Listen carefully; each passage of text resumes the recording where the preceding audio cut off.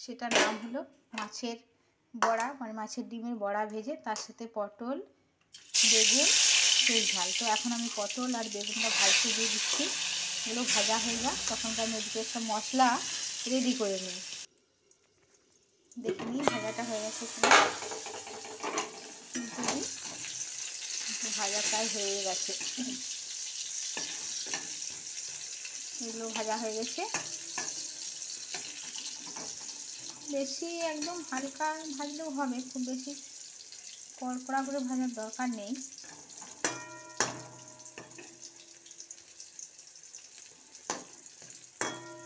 এবারে এগুলো আমি উঠিয়ে নেব। দেখো এই ঠিক এইরকম ভেজে নিয়েছি। এরকম, যেহেতু এটা তো আমার মশলা দিয়ে বানানো হবে, আমি একটা প্লেট নিলাম, এগুলোকে তুলে দিই।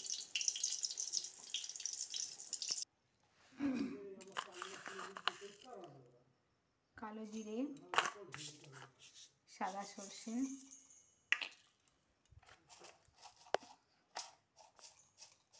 পানমৌরি, টমেটো,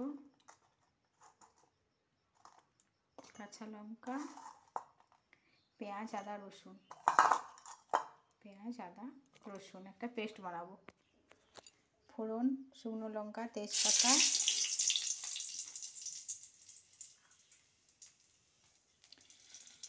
গোটা জিরে,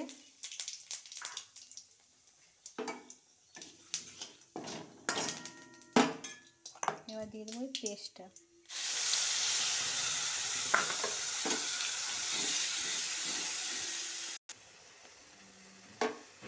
মশলা ভালো করে কষানো হয়ে গেছে।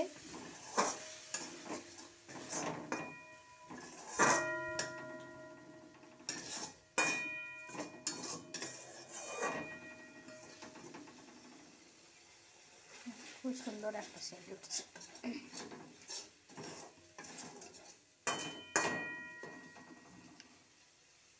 এবার দিয়ে দেবো সামান্য জল।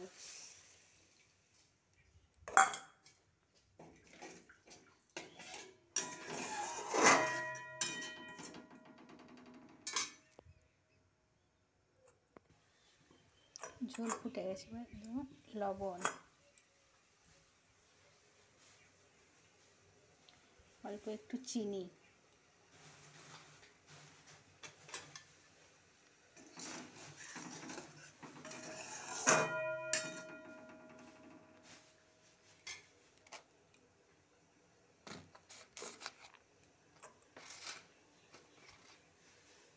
মাছের ডিমের বড়া।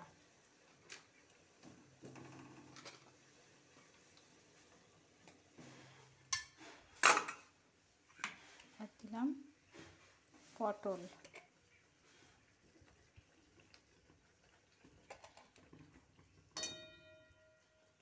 আর বেগুন।